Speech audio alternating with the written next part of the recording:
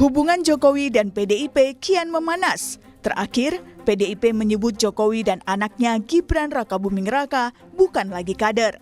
Ketua Bidang Kehormatan DPP PDIP Komarudin Watubun menyebut Jokowi sudah bukan kader PDIP karena mendukung pasangan Prabowo Gibran di Pilpres 2024. Padahal PDIP mengusung pasangan Ganjar Mahfud.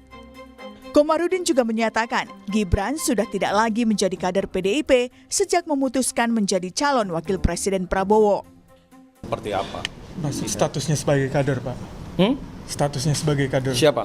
Gibran, Mas Gibran. Gibran itu bukan kader partai lagi. Saya sudah bilang sejak diambil putusan itu diulang-ulang bagaimana. Termasuk yang Pak Jokowi, karena tadi kan sempat dibilang yang soal cawe-cawe presiden itu sempat ditegaskan lagi di dissenting opinion. Berarti ini sudah menyelenceng dari partai gitu ya? Orang sudah di sebelah sana bagaimana mau bilang bagian masih dari PD Perjuangan kok, yang benar saja. Disebut tak lagi kader PDIP, Jokowi enggan berkomentar.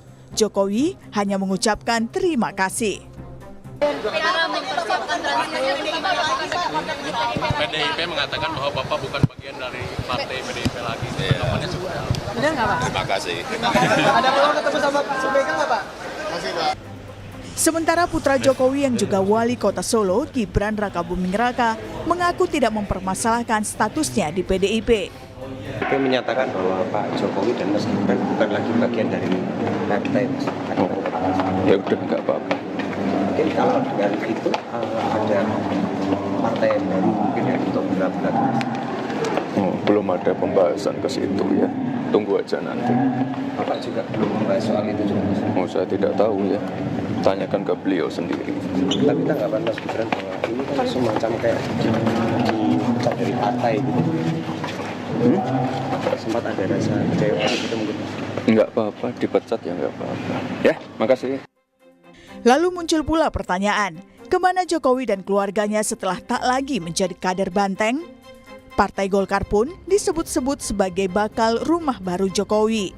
Isu ini mencuat setelah Ketua Umum Golkar Airlangga Hartarto menyebut Jokowi dan Gibran adalah keluarga besar Golkar. Pengamat politik Adi Prayitno menilai pernyataan Airlangga itu untuk menggoda Jokowi supaya bergabung dengan Golkar. Jangan-jangan yang dimaksud dengan Jokowi sebagai keluarga besar Golkar itu, ini sebagai upaya misalnya intensi, supaya kalau memang Jokowi dan keluarga besarnya ingin mencari partai lain di luar PDIP, maka Golkar akan menjadi tempat yang cukup membuka hati, terbuka bagi siapapun, karena persoalan menjadi kader Golkar itu adalah persoalan biasa yang saya kira Golkar sejak awal menjadi partai yang cukup inklusif. Jadi siapapun yang mau bergabung, siapapun yang mau menjadi bagian di dalamnya, pasti Golkar akan menerima dengan baik ya. Lalu akan kemana arah politik Jokowi dan keluarganya setelah tak lagi menjadi kader PDIP? Tim Liputan, Kompas TV.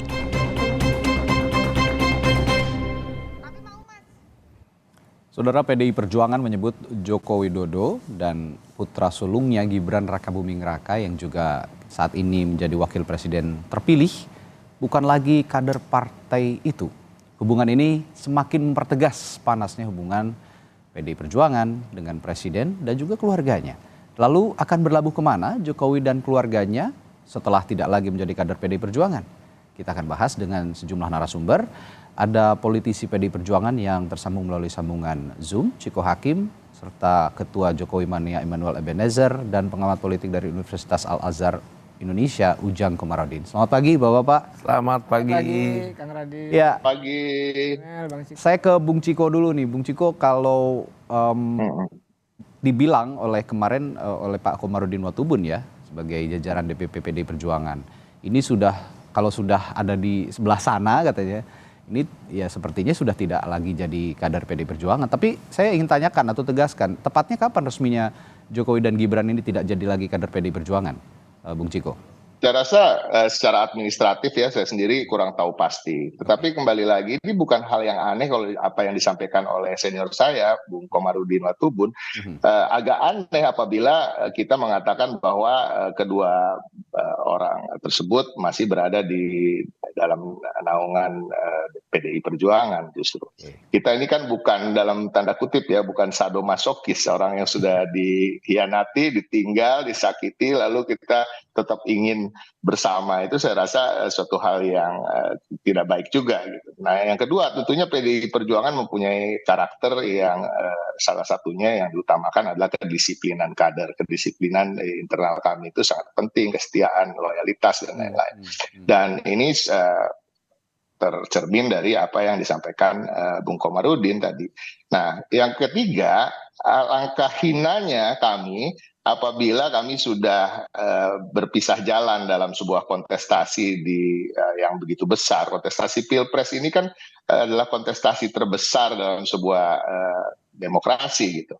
Artinya kalau kami sudah berpisah lalu karena yang di pihak sana terus menang lalu kemudian kami mereka masih kader kita karena kita ingin menjadi bagian dari pemenang, itu kan juga sangat hina. Jadi menurut kami ini hal yang biasa, nggak usah terlalu aneh, nggak aneh gitu. Kalau dibilang semakin panas, nggak semakin panas juga. Ini sudah hanya berpisah jalan, ya kan, dan melalui kontestasi Pilpres, dan ini udah jelas. Kita move on lah dari situ kan, katanya kan sekarang kata-kata yang paling sering disebutkan move on. Jadi ini salah satunya, let's move on ya, karena Pak Jokowi sudah memilih untuk berada di sana bersama dengan putranya maupun anak mantunya. Ya udah, kita lakukan apa yang terbaik bagi bangsa ini ke depan. Kita pikirkan bagaimana membangun bangsa bersama-sama, walaupun tentunya tidak harus bersama dalam satu koalisi.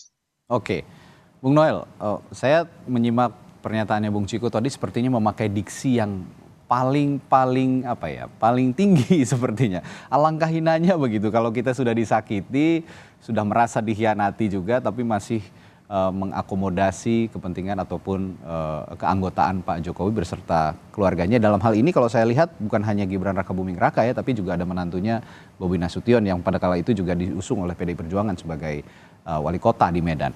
Nah, respons Anda bagaimana?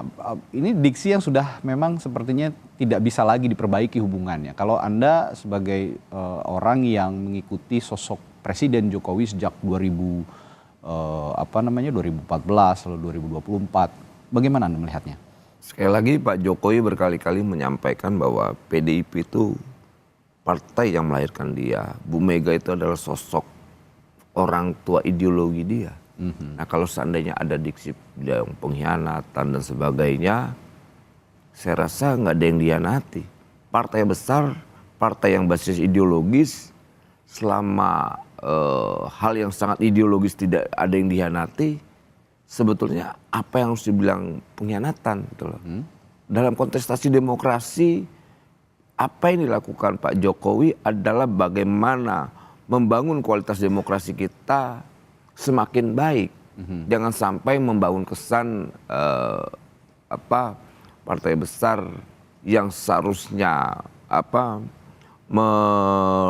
mengawal gagasan-gagasan besar atau cita-cita besar akan menjadi partai yang seakan-akan kerdil karena beda pilihan, kemudian itu dianggap sebuah pengkhianatan. Kami tidak punya rasa maaf. Saya bilang ini kan tidak baik. Partai besar itu harus bicara hal yang besar. Tidak lagi bicara tentang hal kekanak-kanakan lah ya. Childish begini kan malu kita. Seharusnya partai besar ini mencontohkan sesuatu yang bisa menjadi tawaran-tawaran besar gitu. Jadi tidak lagi ambakan-ambakan besar, ambakan-ambakan yang akhirnya seperti ketika 2000 berapa SBY waktu memenangkan pemilu selama 10 tahun SBY tidak ditegur. Akhirnya rakyat bilang ini apa? Kalau ini terulang lagi, saya rasa nanti yang kalah bukan calonnya dari PDIP, tapi PDIP-nya bisa kalah nanti. Itu analisa ya. Itu analisa dari Anda.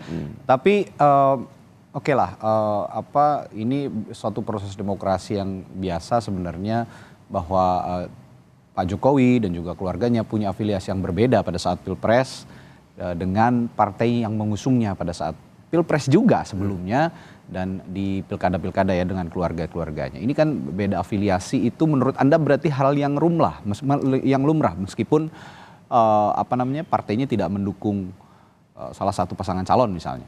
Kan kita tidak tahu maksud dari semua itu. Karena gini, harus ada beberapa peristiwa ketika ada komitmen PDIP, Bu Mega waktu itu ada yang namanya perjanjian batu tulis. Perjanjian batu tulis itu yang isinya salah satu poinnya yang ke-8 atau ke berapa itu ya PDIP akan mengusung Pak Prabowo. Oke. Ternyata dalam prosesnya tidak. Nah, saya yakin sekali apa yang dilakukan Pak Jokowi coba ingin membayar hutang itu. Oke. Nah, kalau Bu Mega tidak mampu membayarnya, biar saya yang membayarnya. Makanya kemarin mungkin yang terlihat terkesannya bahwa apa yang dilakukan Pak Jokowi ini mengkhianati, padahal tidak. Dia coba untuk memutus mata rantai kebencian masa lalu, dendam masa lalu. Kalau terus bangsa ini menjalankan politik kebencian, dendam dan sebagainya, akhirnya bangsa ini tidak pernah menemukan yang namanya kedewasaan dalam berdemokrasi. Akhirnya kita terus larut dalam lingkaran-lingkaran yang tidak ada putusnya mata rantai ini. Nah, Pak Jokowi kan ketika dia memenangkan dalam kontestasi politik 2019, dia merekonsiliasi. Dia ajak Pak Prabowo. Dan akhirnya kan lihat gitu. Akhirnya apa? Demokrasi kita semakin bagus. Dalam 5 kali pemilu, dalam pemilu langsung ini, baru di eranya Jokowi proses estafet kekuasaan itu berjalan dengan baik. Nah, yang mempelopori itu adalah Pak Jokowi. Ketika Pak SBY lengser, Pak SBY menyerahkan kekuasaan, tongkat kekuasaan itu ke Pak Jokowi itu dengan apa? Dengan terhormat. Dan itu akan terus lagi, gitu loh. Nah, maksud saya jangan peristiwa Bu Mega dengan Pak SBY terulang ke siapapun. Kita belajar menjadi, kan tuntutan PDIP selalu, kalau kita bicara tentang sosok pemimpin yang negarawan, kalau bicara tentang kenegarawanan, ya PDIP juga harus menunjukkan kenegarawanan itu sendiri dong, biar rakyat itu mendapatkan sesuatu yang baik. Gitu.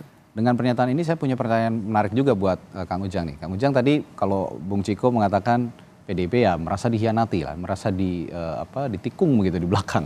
Kalau Bung Noel merasa itu bukan suatu pengkhianatan, tapi sebagai hal yang lumrah dalam kontestasi demokrasi.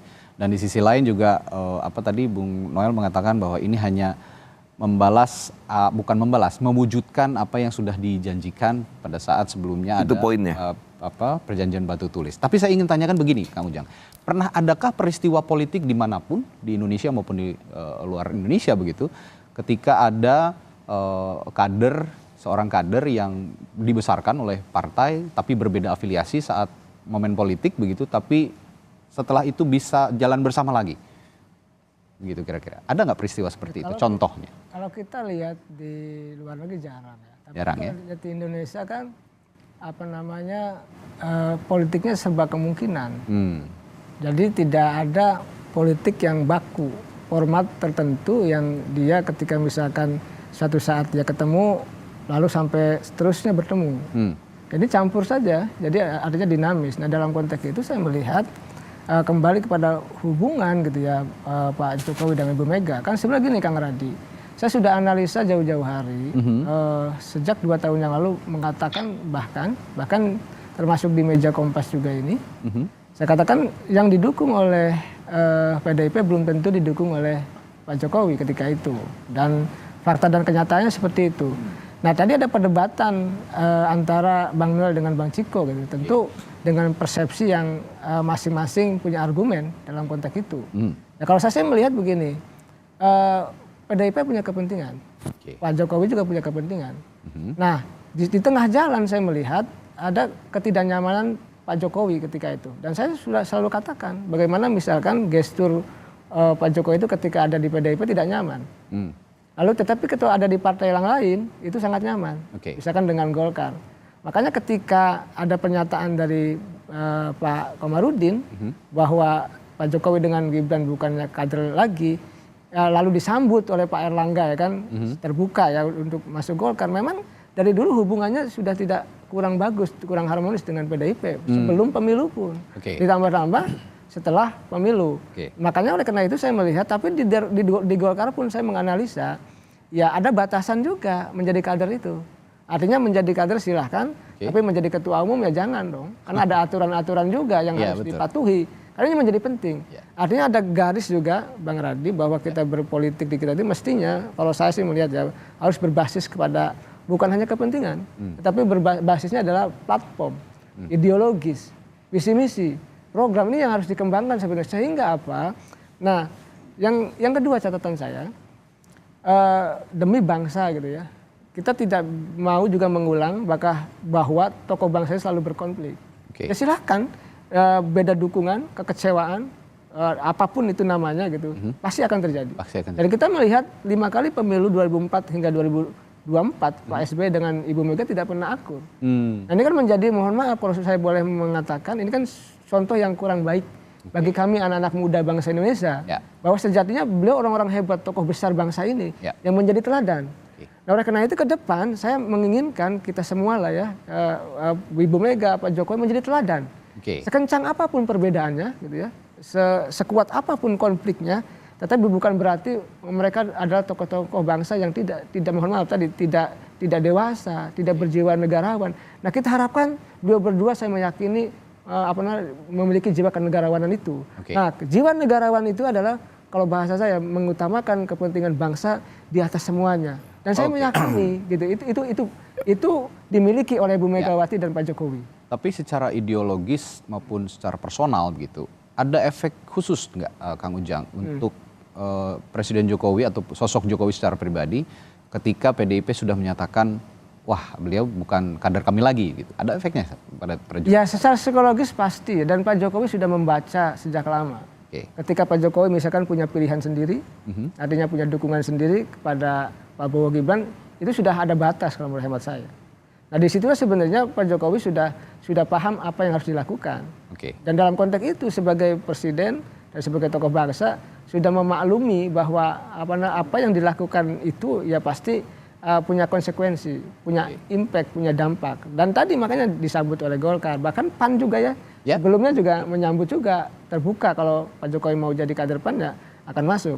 Ya karena apa, bagaimanapun Pak Jokowi tokoh bangsa, pasti partai juga akan mau ya untuk menjadikan kader. Tetapi tadi bagi saya ada catatan dalam konteks menjadi kader, Golkar terbuka, partai yang inklusif, PAN juga sama, dan masih menjadi rebutan dalam konteks itu. Walaupun di saat yang sama PDIP, partai yang telah membesarkan Pak Jokowi, yang telah membesarkan Pak Jokowi juga, mohon maaf ya, berseberangan jalan dengan Pak Jokowi itu sendiri. Ya tentu ke depan ini menjadi pembelajaran besar untuk bangsa ini, bahwa sejatinya ya konflik silahkan. Kan gini kalau dalam teori, ada konflik, ada konsensus. Ada saatnya berlawanan, berhadap-hadapan, ada saatnya juga membangun konsensus. Konsensus itu dalam istilah kita rekonsiliasi.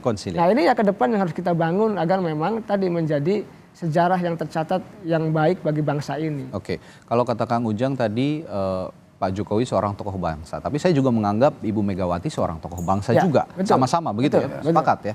Dan dalam konteks pernyataan Bung Noel tadi menginginkan agar jangan sampai peristiwa atau hubungan tidak baik antara yang pernah diperlihatkan pada publik antara Bu Mega dan Pak SBY ini kembali terulang kepada Pak Jokowi dan Bu Mega. Nah saya akan minta respons juga dari Bung Ciko. Permintaan seperti ini, apakah hubungan ini memang sudah tidak bisa diperbaiki lagi, Bung Ciko, dalam konteks konsensus kalau yang dibilang tadi oleh Kang Ujang, atau dalam bahasa biasa sehari-hari kita bilang dengan bahasa rekonsiliasi begitu, Bung Ciko? Diperbaiki itu maksudnya diperbaiki seperti apa? Kami dari PDI Perjuangan tidak pernah merasa keluar dari jalur atau keluar dari track sebagai partai politik yang sampai saat ini berperan aktif dalam membangun bangsa. Kita bicara soal parlemen misalnya, kita bisa berkomunikasi dengan sama anggota parlemen. Tentunya Mbak Puan sendiri adalah ketua DPR yang baru-baru ini setelah Pilpres mengesahkan beberapa undang-undang bersama dengan partai-partai yang lain gitu. Dan kita juga sebagai anggota dari kabinet gitu, menteri-menteri kami juga bekerja sangat profesional, dan saya rasa termasuk menteri-menteri yang terbaik yang dimiliki oleh pemerintahan yang sekarang. Itu kedua. Yang ketiga, kalau kita bicara soal kenegarawanan yang selalu diulang-ulang ya. Kenegarawanan itu nomor satu itu diukur dari satunya kata dan perbuatan. Nah itu dulu aja. Yang kedua, yang kemudian ada banyak hal lagi. Kalau kita bicara, kalau kita mulai berbohong soal hal yang kecil, kita akan lebih mudah berbohong untuk hal yang besar. Kalau kita mudah berkhianat untuk hal-hal yang kecil, kita akan berkhianat terhadap hal-hal yang besar. Kalau proses itu sudah dicederai, kemudian perjalanan dari apa yang buah hasil dari proses tersebut tentunya akan menjadi tidak begitu baik dalam perjalanannya. Ini kan teori atau rumus yang wajar aja gitu. Nah, ini yang kita lihat. Nah, kalau kita bicara soal rekonsiliasi, secara perjalanan untuk membangun bangsa dan negara ini nggak perlu ada rekonsiliasi dalam artian dalam tanda kutip ya, artinya harus bermesra-mesraan, berpeluk-pelukan dan lain-lain. Kita berjalan aja, kita tetap dalam fungsi kita masing-masing, kita menghargai. Artinya gini, kalaupun kita menghargai sikap yang diambil oleh counterpart kita atau orang lain, itu kan bukan berarti harus juga kita melanggar apa yang sudah menjadi ADART atau konstitusi di internal partai kami gitu misalnya. Ada aturan-aturan yang memang harus ditegakkan dan itu menjadi karakter. Sebuah disiplin itu paling penting bagi semua organisasi saya rasa, walaupun tentunya cara menegakkannya berbeda-beda gitu. Kami tidak mau mengatakan bahwa kami yang paling baik di antara partai-partai yang lain, tetapi rasanya setiap partai juga punya aturan masing-masing, tapi mungkin approach-nya dalam menegakkan aturan itu berbeda-beda. Dan kami berharap ya kita saling menghargai aja, termasuk menghargai sikap kami yang tegas dan mengambil posisi seperti sekarang. Tapi di lain sisi kami juga bukannya berhenti untuk membangun bangsa ini bersama-sama dengan insan-insan politik yang lain, termasuk Pak Jokowi itu sendiri.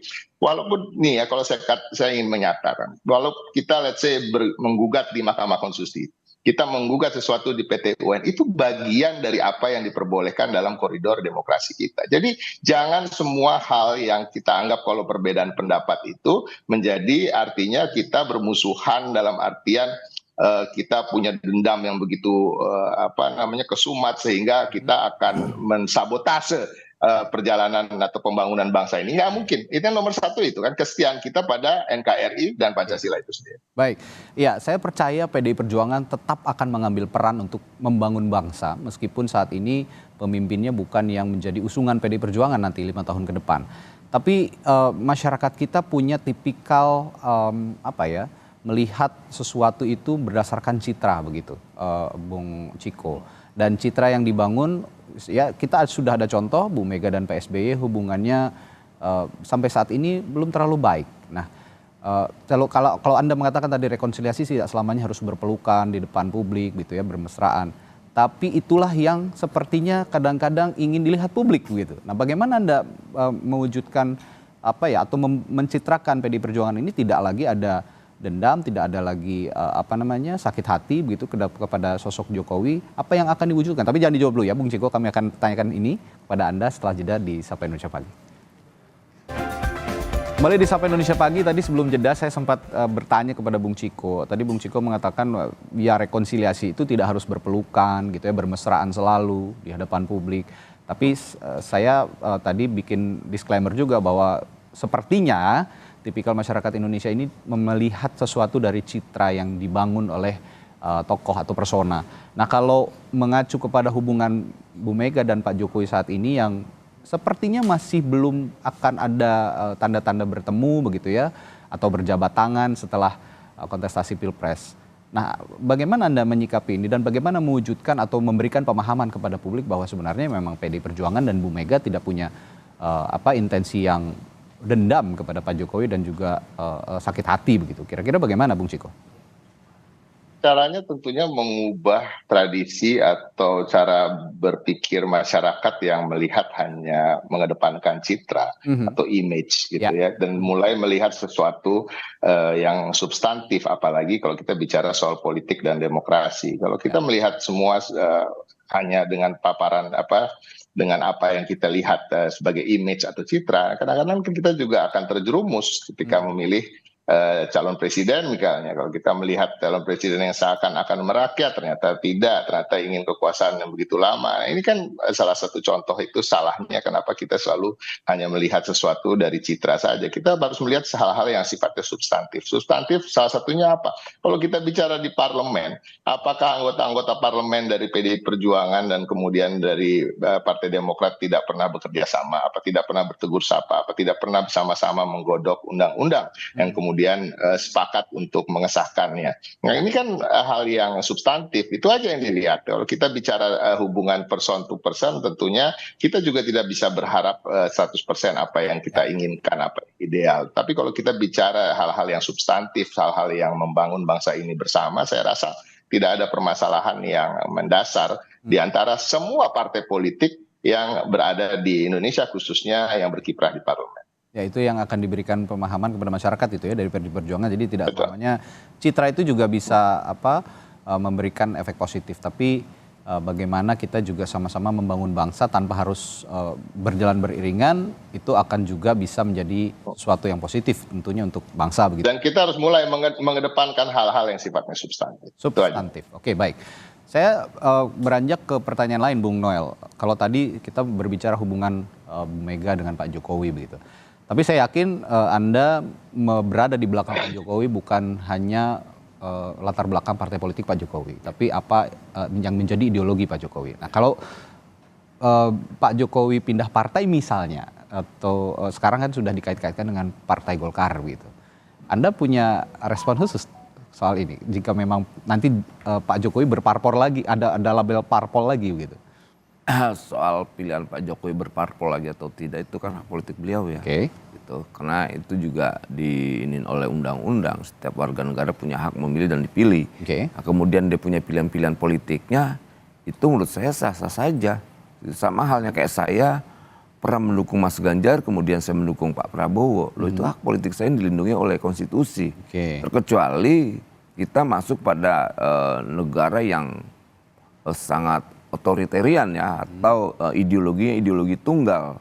Mungkin itu tidak boleh. Tapi karena nih negara ini ya punya kesepakatan bahwa demokrasi adalah pilihan terbaik dari yang terburuk, ya itu menurut saya sah-sah saja selama hal yang sangat fundamental terkait Republik ini, NKRI dan sebagainya tidak dilanggar, ya nggak masalah dong.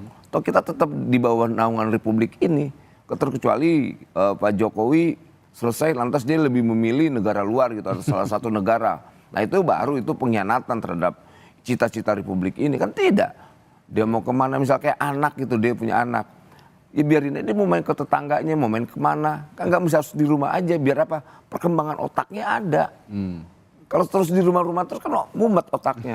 Nah saya berharap Pak Jokowi, ya apalagi saya berkali-kali diskusi sama Pak Jokowi ya, Pak Jokowi juga pernah menegaskan bahwa ya saya setelah lengser ini ya dia akan fokus di rumah ngurus cucunya. Lantas kan dulu juga ada narasi yang diorkestrasikan bahwa dia akan mengambil alih PDIP, kemudian akan mengambil alih Golkar. Dia tegaskan saya tidak akan mau. Saya mau menjadi Jokowi yang punya cucu. Jadi tidak mau itu udah selesai lah itu. Ngomong-ngomong soal apa pilihan politik dalam konteks partai politik ya, pilihan politik Pak Jokowi selanjutnya begitu. Ada bocoran nggak? Kan tadi juga Anda mengatakan sering juga berdiskusi dengan Pak Jokowi. Ada nggak sih bocoran? Apa benar mau masuk ke Partai Golkar atau kemana nih kira-kira? Jadi gini, jawaban saya yang dari awal tadi bahwa itu kan hak politik Pak Jokowi ya. Biar gimana pun kan Jokowi ini bagian dari insan politik. Ya dia punya hak mau kemanapun. Dia mau diam itu hak politiknya dia. Dia mau jadi kakek untuk cucunya itu hak politiknya dia.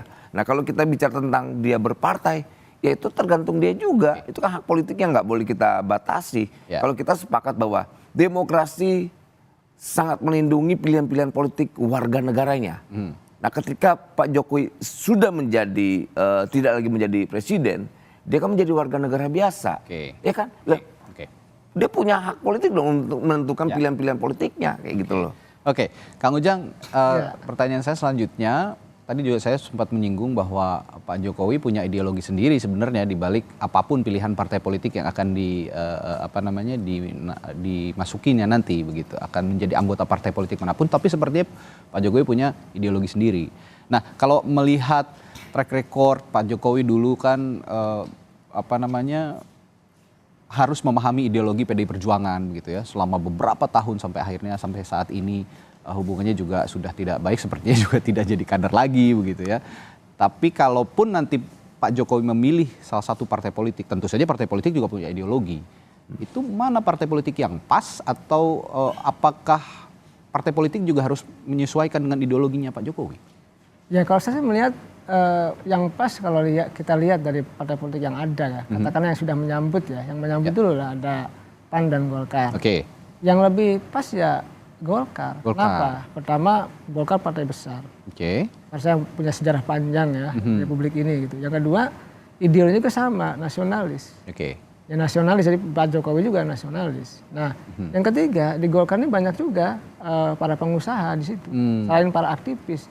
Dia memang ketemu. Backgroundnya Pak Jokowi juga sebelumnya pengusaha Pak. Iya, lalu yang keempat juga kan ada kawannya juga, ada Pak Luhut juga di situ. Oke. Dan Pak Erlangga juga katakanlah menterinya anak buahnya yang menjadi ya sahabat juga. Jadi dalam konteks kecocokan dari segi ideologis maupun personal dan dari segi kenyamanan gitu ya. Kan kalau berpartai itu pasti butuh kenyamanan. Betul. Kalau saya tidak nyaman di rumah merah ya di rumah kuning. Oke. Di rumah kuning pun kalau nggak nyaman ya di rumah biru kan gitu.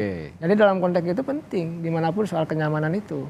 Oleh karena itu saya melihat selain basisnya tadi ideologi ya basis kenyamanan. Di mana di Pak Jokowi nyaman partai apapun mau kuning biru atau apa pasti akan berlaku ke sana. Tapi ngomong-ngomong soal efek kenyamanan begitu ya, bagaimana ya tergantung Pak Jokowi nyaman di mana gitu.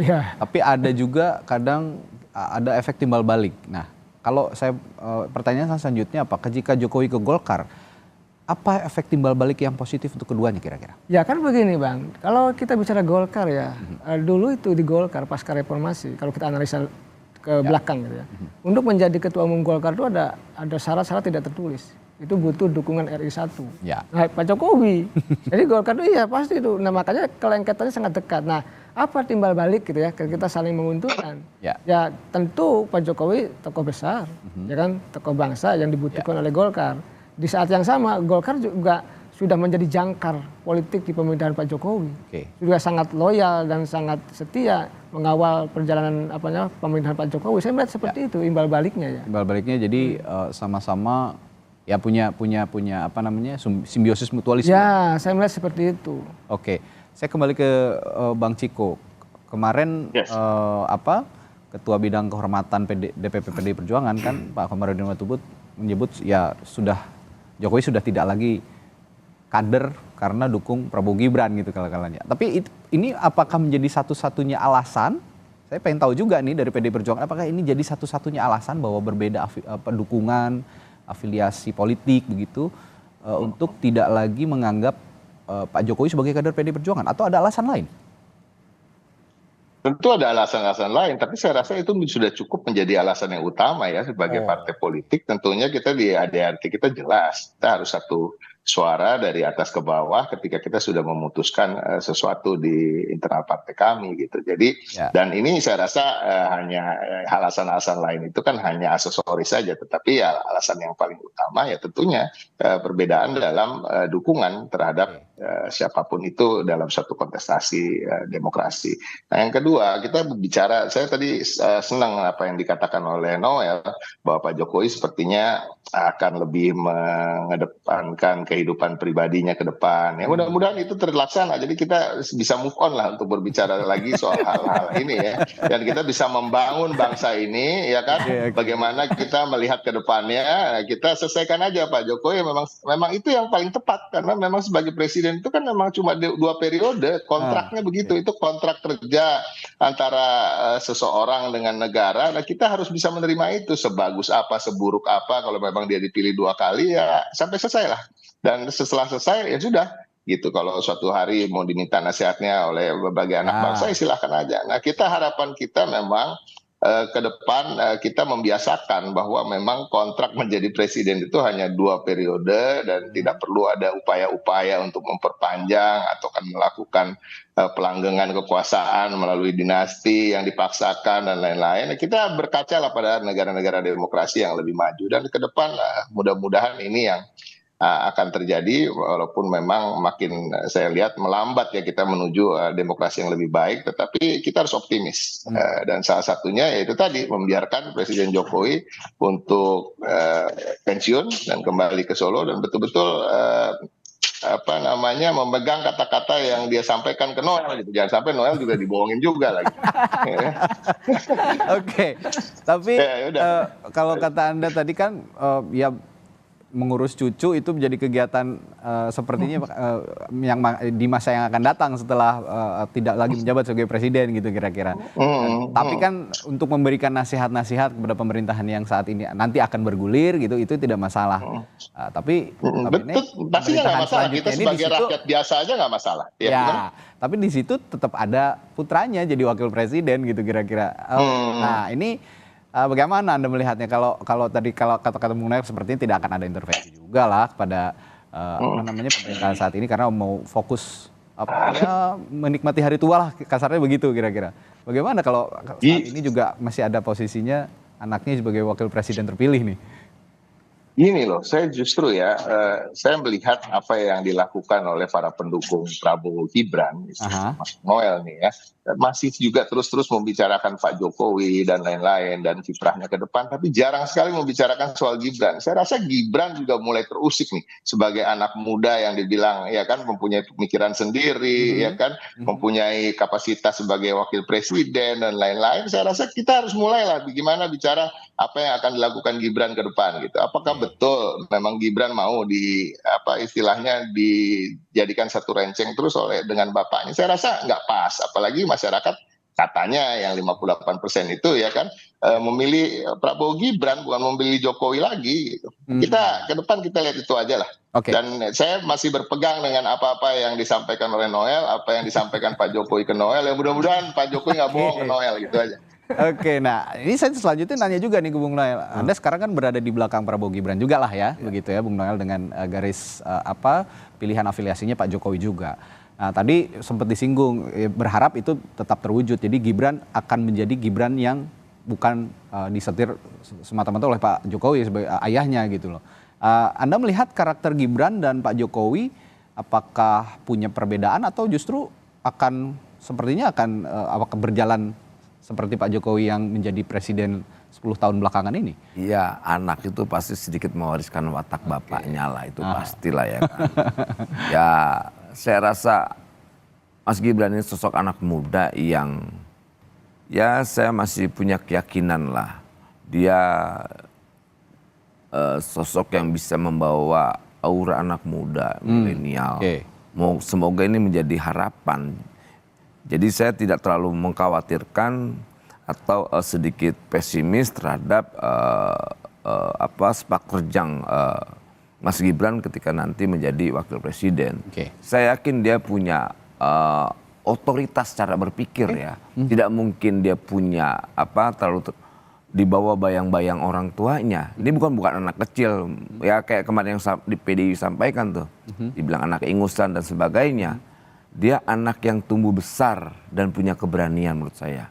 Jadi anak ini sosok yang sangat revolusioner di era milenial. Semua kan dulu orang meng-underestimate dia, nggak bisa debat dan sebagainya. Ternyata banyak hal-hal yang di luar dugaan, bahkan menjadi cemohan orang-orang yang tidak suka dengan dia, yang meng-underestimate dia. Ternyata dia punya kemampuan dalam proses perdebatan yang tidak mungkin orang melihat itu bisa terjadi, sampai dibilang dicurigain pakai apa tuh di belakang alat gitu ya. Jadi saya rasa ya sudahlah. Tapi kan sudah terbukti, tapi kan kita tidak mau mengambil kesimpulan yang basisnya sangat negatif ya. Ya kita optimis saja bahwa anak muda ini bisa membawa harapan ke depan lebih baik buat anak muda gitu. Jadi ya saya punya keyakinan anak muda ini akan membawa harapan. Ya tetap karakternya seorang Gibran juga akan tetap muncul gitu ya, di luar sangat pengaruh bapaknya juga sebagai ayahnya begitu ya, karakternya akan tetap muncul. Ini yang kita harapkan bersama, bahwa seorang pemimpin juga punya karakter masing-masing tentunya. Oke, Kang Ujang, yang menarik juga tadi kan kita bahas nih, Pak Jokowi sepertinya juga tidak akan terlalu banyak berkegiatan begitu ya setelah menjadi presiden di dunia politik. Tapi apakah itu betul akan terwujud, atau Pak Jokowi masih, menurut Anda ya, masih akan ada hasrat politik di ke depan kira-kira? Ya kalau saya melihat begini Bang, ya naluriah seorang politisi dimanapun, dan manusia kan multidimensi. Satu sisi bisa mengurus cucu, mengurus anak, dan sisi bisa juga di politik. Kalau saya sih melihatnya begitu. Kalau lebih baik ngurus cucu ya dibanding ngurus nenek-nenek. Jadi dalam konteks ngurus cucu itu bisa menghibur mungkin gitu ya. Ngurus nenek-nenek pegel gitu. Tapi dalam konteks itu saya meyakini kalau orang politik nih Bang ya, secara objektif pasti akan gatel kalau tidak berpolitik. Itu pasti. Dan saya punya keyakinan gitu ya. Tadi Bang Noel ya, saya juga percaya ke Bang Noel. Ya tapi saya meyakini kalau insan politik, tokoh politik pasti kalau nggak berpolitik gatel. Apalagi misalkan nanti dikasih one team press, Analoginya Atau di kira-kira posisi apa, kan kalau kita pemain nggak sepak tahu. bola gitu ya, sudah usianya sudah senja, udah pensiun, ujung-ujungnya jadi pelatih sepak bola juga gitu. Iya, Kira-kira kira-kira begitu begitu. analoginya. Iya, iya. Pas nggak kalau saya punya analogi Politik itu kan kayak sepak bola sebetulnya. Ya, di Ada situ. striker, ada apa. Dan di situ ada. saya melihat bahwa potensi Pak Jokowi di politik tetap tinggi, begitu saya melihatnya. Oke. Bang Ranti. Mungkin juga jadi pelatih politik memunculkan bibit-bibit pemimpin Ya, baru. sekarang begini, di konstitusi tidak diatur, ya kan? Di undang-undang juga tidak dilarang. Oke. Tadi hak politik pasti, walaupun tadi sudah 2 periode menjabat, Ya. pasti Pak Jokowi punya kalau bahasa saya punya keinginan juga untuk bisa eksis di politik. Karena kalau ngurus cucu tiap hari juga ya kurang sehat juga begitu. Begitu. Jadi Ya. pelatih anak muda ya, pelatih cucu bisa, bukan menjadi pelatih Oke. nenek-nenek. Jadi tadi kembali Betul. saya meyakini langkah Pak Jokowi akan aktif lagi di politik kalau menurut Aktif saya. lagi di politik, itu poinnya. Ya, apa langkah politik selanjutnya dari Presiden Jokowi? Masih ada waktu sebenarnya sebagai Presiden Pak Jokowi untuk memikirkan lagi apa langkah selanjutnya ya. Setelah nanti Oktober sudah tidak lagi menjabat sebagai Presiden. Dan ya kesimpulan kita hari ini adalah apapun hubungannya antara Pak Jokowi dengan Ibu Mega ataupun dengan PDI Perjuangan, ini tetap diharapkan oleh publik bisa sama-sama membangun bangsa meskipun di jalurnya masing-masing, di tracknya masing-masing gitu kira-kira. Dan apa peran Pak Jokowi nanti setelah tidak jadi presiden masih menarik tentunya untuk kita tunggu dan kita simak bersama, kita saksikan bersama ke depannya. Terima kasih para narasumber saya pagi hari ini, seru sekali ini perbincangannya pagi hari ini. Terima kasih Bung Ciko dari PDI Perjuangan, lalu Bung Noel dari Joman dan juga Kang Ujang dari Universitas Al Azhar telah berbagi perspektifnya pagi hari ini di Sapa Indonesia Pagi.